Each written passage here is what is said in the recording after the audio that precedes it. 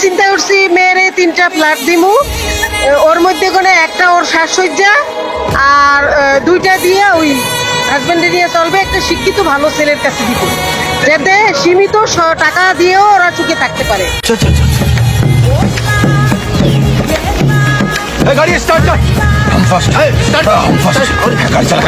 বন্ধু মেহেদি, এই সুযোগ মিস করিস না বন্ধু, এই সুযোগ মিস করিস না। তুই কইলে আন্টির লগায় কথা কই, তুই বিয়ে কর, টাকা পাবি, গাড়ি পাবি, বাড়ি পাবি।